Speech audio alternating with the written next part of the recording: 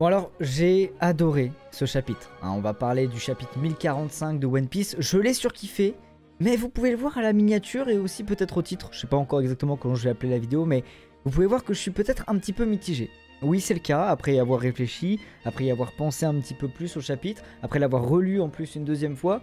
Bah, je suis un peu mitigé sur certains points, mais j'ai, dans la globalité, adoré ce chapitre. Et je vais en parler, parce que bah, la vidéo sert à ça. Hein, elle sert à parler du chapitre.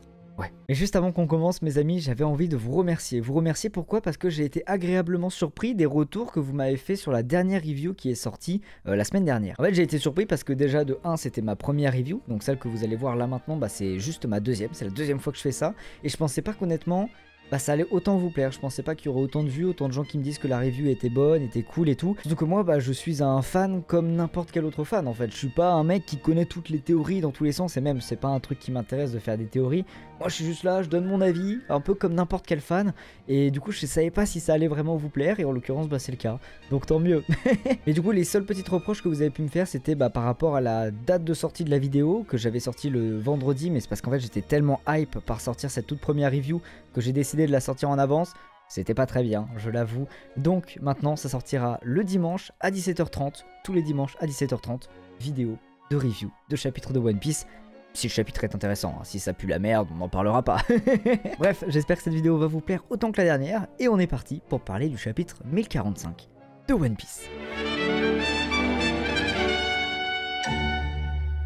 Alors c'est un chapitre où il n'y a pas eu beaucoup de dialogue, où il n'y a pas eu beaucoup de choses qui se sont passées. Il y a juste eu du combat et de la bagarre. Voilà. Mais c'était de la bonne bagarre et des bons combats. Et surtout on a pu voir en action du coup la nouvelle forme de Luffy, le Gear 5. Gear 5, enfin je sais pas comment on dit exactement mais voilà. Et en fait ce chapitre nous a vraiment montré ce qu'il était capable de faire sous cette nouvelle apparence. Franchement honnêtement je le dis, hein, moi quand j'ai lu le chapitre, quand j'ai lu le chapitre, j'avais vraiment l'impression de regarder Tom et Jerry frère. C'était Tom et Jerry ou Bip et Coyote frère. Pareil, c'est du cartoon pur et dur. J'étais devant un dessin animé. Et en fait, ce qui m'a beaucoup plu, c'est que du coup, je lis les pages et tout, et je me dis putain mais frère, c'est Tom et Jerry, tu vois. Et à ce moment-là, page d'après, t'as Kaido qui dit j'ai l'impression d'être dans un dessin animé. J'étais en mode bah oui, c'est exactement ça. C'est un dessin animé que je suis en train de voir. Donc Luffy est vraiment un personnage de cartoon. Tout lui est techniquement possible. En fait, il y a plein de petits passages qui sont cartoon. Il y a quand il se prend l'énorme geyser de feu là, de Kaido, il devient tout noir, tout cramé, tout brûlé.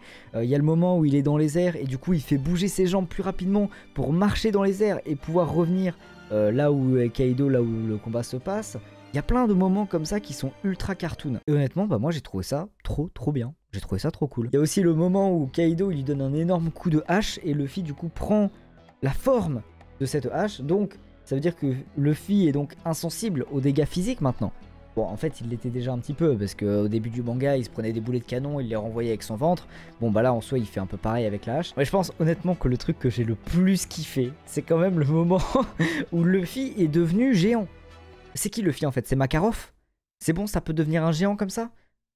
Non, en vrai, ça vraiment, j'ai trop kiffé, j'ai trouvé ça trop bien, tu vois. Parce que oui, bah oui, il peut s'étendre autant qu'il veut, donc pourquoi ne pas devenir géant finalement? Non, en vrai, j'ai beaucoup aimé le chapitre, j'ai beaucoup aimé les transformations, j'ai beaucoup aimé l'utilisation du pouvoir, le fait qu'il puisse transformer le sol en caoutchouc, le fait qu'il puisse devenir géant, le fait qu'il puisse se déformer, le fait qu'il devienne un cartoon en fait. J'ai kiffé tout cet aspect de One Piece, j'ai kiffé tout cet aspect de Luffy, j'ai kiffé cette transformation. D'ailleurs, en parlant vite fait de la transformation, tout le monde s'est trompé en fait. Non, parce que là, ils disent clairement qu'il est blanc.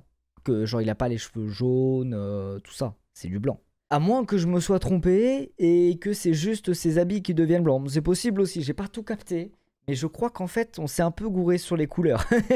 Mais bon, ça c'est pas très important en vrai. Sinon, il y a 2-3 trucs qui m'ont moyennement plu. Tu vois, j'ai adoré cet aspect cartoon, j'ai adoré le fait que Luffy prenne Kaido et en face de la corde à sauter. Je trouvais ça génial, incroyable. L'humour est toujours présent et ça on kiffe. Mais c'est vrai qu'il y a 2-3 trucs que j'ai un petit peu moins aimé. 2-3 trucs où j'étais en mode... Ah, tu vois. Par exemple, le moment où Luffy il est dans Kaido. Bon, le fait qu'il fasse pam pam pam pam pam pam dans son corps, c'est marrant. Le fait qu'il gonfle dans son corps, c'est marrant. Mais le fait qu'il y ait ses bras qui traversent ses yeux, peut-être un petit peu beaucoup là quand même, non? Ou pareil, le moment où à la fin il frappe Kaido et son poing il traverse sa tête. J'ai pas trop compris. Surtout que du coup, bah, j'ai quand même la méga impression que Luffy peut faire en sorte que les autres deviennent du caoutchouc. Parce que là, le corps de Kaido, il s'est étendu quand il était à l'intérieur de lui. Là, Luffy, il traverse ses yeux, il traverse sa tête. Sauf que Kaido ne saigne pas. Donc ça veut dire que Kaido lui-même devient du caoutchouc. Mais attendez, c'est quoi son pouvoir en fait à Luffy? C'est quoi ce bordel? Qui rende le sol caoutchouteux, je veux bien. Mais qui rende les ennemis caoutchouteux? Waouh, c'est bizarre. Après, à voir comment ce pouvoir il est géré, tu vois. Mais honnêtement, le fait qu'il puisse transformer, si c'est le cas, si j'ai bien compris, si ça va dans ce sens, le fait qu'il puisse transformer les autres personnes en caoutchouc, c'est... Oh, c'est un peu bizarre. Bon, je le dis, bon, c'est un peu bizarre. Et un autre truc que je me dis, c'est que là, on trouve le combat incroyable, on trouve le combat super drôle, on trouve le combat vraiment cool, parce que c'est inattendu. Parce qu'on s'y attendait pas et parce qu'on kiffe l'inattendu, tu vois, c'est normal, on est humain, on aime être surpris, on aime avoir des trucs qu'on ne connaît pas, voir des choses qu'on ne connaît pas, on aime, tu vois, cette petite fantaisie de découverte. Et je me dis que si tous les autres combats, Luffy il fait de la corde à sauter avec ses ennemis, bon, ça risque de devenir un petit peu chiant, tu vois. Tu vois, je pense que le tout dernier combat de One Piece, enfin sûrement un des derniers, ce sera contre Barbe Noire, à mon avis, parce que ça a quand même l'air d'être un antagoniste dont on n'a pas trop entendu parler quand même. Il est venu 2-3 fois dans le manga, mais on l'a pas trop entendu parler. À mon avis, il prépare des sales magouilles dans le, dans le tréfonds de One Piece, et à mon avis, il va ressurgir bien vénère. Donc à mon avis, ça va être un des derniers antagonistes de Luffy. Mais je me dis que si le combat contre Barbe Noire, bah, c'est comme là contre Kaido... Frère, c'est quoi? Luffy va faire du trampoline sur Barbe Noire? C'est comment?